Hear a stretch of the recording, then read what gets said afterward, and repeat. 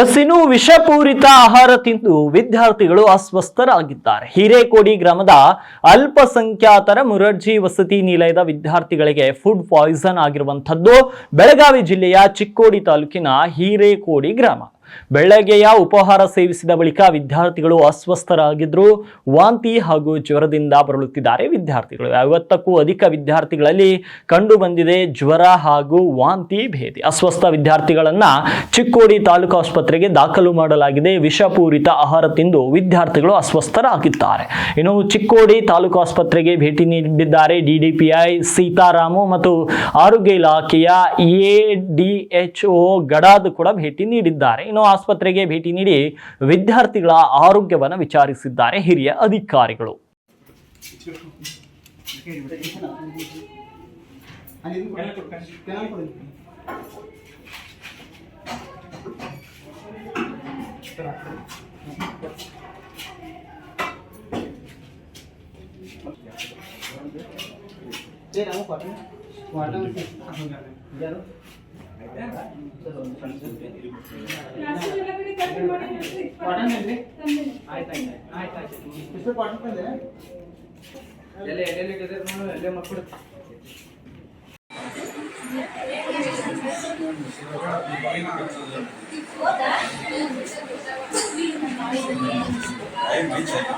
Total student session ಅದ ಇಷ್ಟು ಜನ ಹೆಂಗೆ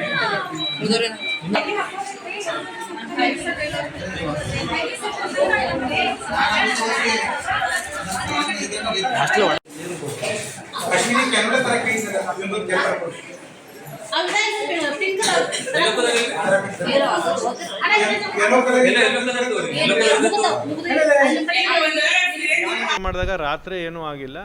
ಬೆಳಿಗ್ಗೆ ಅವ್ರಿಗೆ 8:30-9 ಗಂಟೆ ನಂತರ ಪರೀಕ್ಷೆಗೆ ಹೋಗುವ ಸಮಯದಲ್ಲಿ ಕೆಲವು ಮಕ್ಕಳುಗಳು ಹೊಟ್ಟೆ ನೋವು ಅಂತೇಳಿ ವಾಂತಿ ಮಾಡ್ಕೊಂಡಿದ್ದಾರೆ. ಮತ್ತು SSLC ಮಕ್ಕಳುಗಳು ಕೂಡ ಅರ್ಧವಾರ್ಷಿಕ ಪರೀಕ್ಷೆ ಇವತ್ತು ನಡೀತಾ ಇದೆ. ಆ ಮಕ್ಕಳುಗಳು ಕೂಡ ಇವ್ರು ನೋಡಿ ಅವರು ಪರೀಕ್ಷೆ ಬರೆಯೋ ಇದರಲ್ಲಿ ಅವರು ಕೂಡ ಗಾಬರಿಯಾಗಿ ಅವರು ಕೂಡ ಹೊಟ್ಟೆ ನೋವು ಅಂತೇಳಿ ಬಂದಿದ್ದಾರೆ. ಈಗ ಆಸ್ಪತ್ರೆಯಲ್ಲಿ ಸುಮಾರು 50 ಮಕ್ಕಳುಗಳು ಇಲ್ಲಿ ಇಂಟೇಕ್ ಅಡ್ಮಿಟ್ ಆಗಿದ್ದಾರೆ. ಇನ್ನೂ ಕೆಲವು ಮಕ್ಕಳು ಅಲ್ಲಿರ್ತಕ್ಕಂಥವ್ರು ಎಲ್ಲರೂ ಕೂಡ ಚೆನ್ನಾಗಿದ್ದಾರೆ ಅಂತೇಳಿ ಶಿಕ್ಷಕರು ತಿಳಿಸಿದ್ದಾರೆ. ಈ ಮಕ್ಕಳುಗಳು ಇಲ್ಲಿ ಬೆಡ್ ಕೊರತೆ ಇರೋದ್ರಿಂದ ಮಕ್ಕಳ ಆಸ್ಪತ್ರೆಗೂ ಕೂಡ ಕೆಲವು ಚೆನ್ನಾಗಿರುವಂಥ ಮಕ್ಕಳನ್ನ ಶಿಫ್ಟ್ ಮಾಡೋದ್ರ ಬಗ್ಗೆ ತಾಲೂಕು ವೈದ್ಯಾಧಿಕಾರಿ ಹೇಳಿದ್ದಾರೆ. ಈಗ ಇಲ್ಲಿ ಕೆಲವು ಮಕ್ಕಳುಗಳು SSLC ಪರೀಕ್ಷೆ ಮತ್ತು ಇತರ ತರಗತಿಯ ಪರೀಕ್ಷೆಗಳನ್ನ ಬರೆಯೋ ಗಾಬರಿನಲ್ಲಿ ಅವರು ನಮಗೇನೋ ತೊಂದರೆ ಆಗ್ಬೋದು ಅಂತೇಳಿ ಅವರು ಮನಸ್ಸನ್ನು ಹೇಳ್ಕೊಂಡ್ರು. ಹಾಗಾಗಿ ಆ ಮಕ್ಕಳಿಗೆ ಧೈರ್ಯ ತುಂಬಿದ್ದೇನೆ. ಆ ಮಕ್ಕಳುಗಳಿಗೆ ಮತ್ತೆ ನಾಳೆ ಕ್ವಶನ್ ಪೇಪರ್ ಕೊಟ್ಟು ಆ ಮಕ್ಕಳುಗಳಿಗೆ ಯಾವುದೇ ಪರೀಕ್ಷೆಗೆ ತೊಂದರೆ ಆಗದಾಗೆ ನಾವು ವ್ಯವಸ್ಥೆ ಮಾಡೋದನ್ನು ಕೂಡ ಮಕ್ಕಳಿಗೆ ಹೇಳಿದ್ದೀನಿ. ಹಾಗಾಗಿ ಈಗಾಗಲೇ ಆರೋಗ್ಯ ಒಂದು ಸ್ವಲ್ಪ ಉತ್ತಮವಾಗಿರ್ತಕ್ಕಂಥವ್ರದ್ದು ಇನ್ನೂ ಈಗಾಗಲೇ THO ಅವರು ಹೇಳಿದ ಪ್ರಕಾರ ಈಗೇನು ಮೆಡಿಸಿನ್ ಟ್ರೀಟ್ಮೆಂಟ್ ಕೊಟ್ಟಿದ್ದಾರೆ ಸುಮಾರು 1 ಗಂಟೆಗಳ ಕಾಲ ಅವರು ಪರೀಕ್ಷೆಯಲ್ಲಿ ಇಟ್ಟಿದ್ದಾರೆ. 1 ಗಂಟೆ ನಂತರ ಆ ಮಕ್ಕಳುಗಳನ್ನೆಲ್ಲನೂ ಕೂಡ ಉತ್ತಮವಾಗಿ ಆರೋಗ್ಯ ಚೇತರಿಕೆ ಆಗಿರೋ ಮಕ್ಕಳನ್ನ ಮಕ್ಕಳ ಆಸ್ಪತ್ರೆಗೆ ಚೇಂಜ್ ಮಾಡ್ತಾರೆ. ತುಂಬ ಏನಾರು ಇನ್ನೂ ಒಂದು ಸ್ವಲ್ಪ ಹೊತ್ತು ಇರಬೇಕು, ಒಂದು ಅರ್ಧ ದಿನ ಅನ್ನತಕ್ಕಂಥವ್ರನ್ನ ಇಲ್ಲೇ ಅದನ್ನು ಕಂಟಿನ್ಯೂ ಮಾಡಬೇಕು ಅಂತ ಹೇಳಿದ್ದಾರೆ. ಇಬ್ಬರು ಮಕ್ಕಳು ICUನಲ್ಲಿ ಅವ್ರಿಗೂ ತುಂಬ ಸಿವಿಯರ್ ಹೊಟ್ಟೆ ನೋವು ಮತ್ತು ವಾಮಿಟ್ ಜಾಸ್ತಿ ಆಗಿದ್ದರಿಂದ ಅವರು ಆ ಥರ ಹೇಳಿದ್ದಾರೆ. ಆದರೆ ಅದೇನು ಇನ್ನೂ ಔಟ್ ಆಫ್ ಡೇಂಜರ್ ಆ ಥರದ್ದೇನು ಇಲ್ಲ. 1 ಅವರ್ವರೆಗೆ ಬೇಕಾದಂಥ ಮೆಡಿಸಿನ್ ಕೊಟ್ಟಿದ್ದಾರೆ. ಅಷ್ಟರಲ್ಲಿ ಕ್ಯೂರ್ ಆಗ್ಬೋದು, ಏನು ಅಪಾಯ ಇಲ್ಲ ಅಂಥೇಳಿ ವೈದ್ಯಾಧಿಕಾರಿಗಳು ಹೇಳಿದ್ದಾರೆ. ತನಿಖೆ ಮಾಡ್ತೀರಾ? ಅದನ್ನು ನೋಡ್ತೀವಿ ಈಗ. ಯಾಕೆಂದರೆ ಕೆಲವು ಬೆಳಿಗ್ಗೆ ಉಪ್ಪಿಟ್ಟು ಮಾಡಿದ್ದಾರೆ, ಉಪ್ಪಿಟ್ಟು ಮಾಡಿದ್ಮೇಲೆ ಕೆಲವು ಮಕ್ಕಳು ವಾಮಿಟ್ ಮಾಡ್ಕೊಂಡಿದ್ದಾರೆ. ಕೆಲವು ಮಕ್ಕಳುಗಳು ಉಪ್ಪಿಟ್ಟು ತಿನ್ನೋದಕ್ಕಿಂತ ಮುಂಚೆಲೇ ವಾಮಿಟ್ ಮಾಡ್ಕೊಂಡಿದ್ದಾರೆ.